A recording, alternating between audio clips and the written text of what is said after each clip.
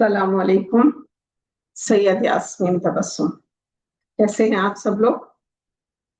अल्हम्दुलिल्लाह। आज हम 30वें सिपारे की दूसरी सूरत सूरह नज़ात शुरू कर रहे हैं इंशाअल्लाह ताला। इस सूरत में सूरह नाज़ियात में ये मक्की सूरत है। इसमें 46 आयात हैं, 197 इसके कलमात हैं, 753 इसके हुरूफ हैं और इसके भी कुल 2 रुकू हैं। तो शुरू करते हैं। औज़ु बिल्लाहि मिनश शैतानिर रजीम, बिस्मिल्लाहिर रहमानिर रहीम।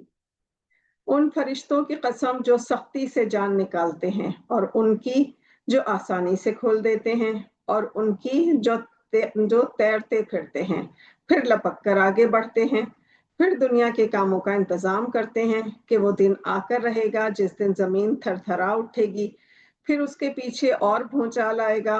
उस दिन खौफ के मारे लोगों के दिल दहल रहे होंगे और आंखें झुकी जा रही होंगी। कहते हैं, क्या हम उल्टे पांव फिर लौटेंगे? क्या जब हम बोसीदा हड्डियां हो जाएंगे फिर जिंदा किए जाएंगे? वो कहने लगे, ये तो बड़ा नुकसान देने वाला लौटना है। वो तो सिर्फ एक डांट ही होगी। फिर वो सब के सब मैदान हशर में आ जमा होंगे। ए नबी, क्या तुम्हारे पास मूसा का किस्सा पहुंचा है? जब उनके रब ने उनको पाक मैदान तवा में पुकारा और कहा कि फिरौन के पास जाओ, वो बागी और सरकश हो रहा है।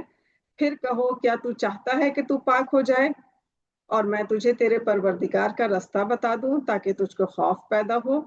फिर मूसा ने उसको अपने रब की बड़ी बड़ी निशानियां दिखाई, मगर उसे झुटलाया और ना माना।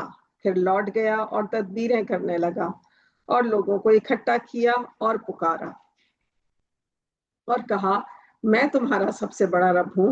नाउजुबिल्लाह। तो फिर अल्लाह ने उसको दुनिया और आखिरत के अजाब में पकड़ लिया। बेशक बिलाशुबा इसमें बड़ी इबरत है उस शख्स के लिए जो अल्लाह से डरे। क्या तुम्हारा बनाना मुश्किल है या आसमान का? उसी ने उसको बनाया। उसने उसकी छत को ऊंचा किया, फिर उसे बराबर कर दिया।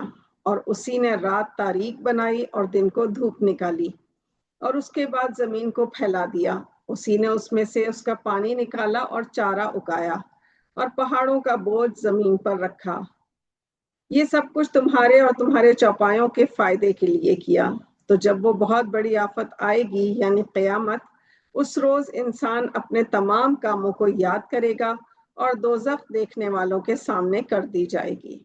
अस्तग़फिरुल्लाह। तो जिसने सरकशी की होगी और दुनिया की जिंदगी को आखिरत की जिंदगी पर मुकद्दम समझा, उसका ठिकाना दोज़ख है।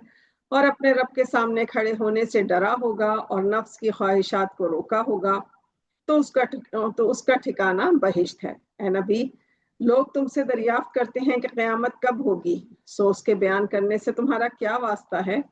उसका इल्म तो सिर्फ तुम्हारे रब को ही है। तुम तो सिर्फ डराने वाले हो उनको जो अल्लाह से डरते हैं।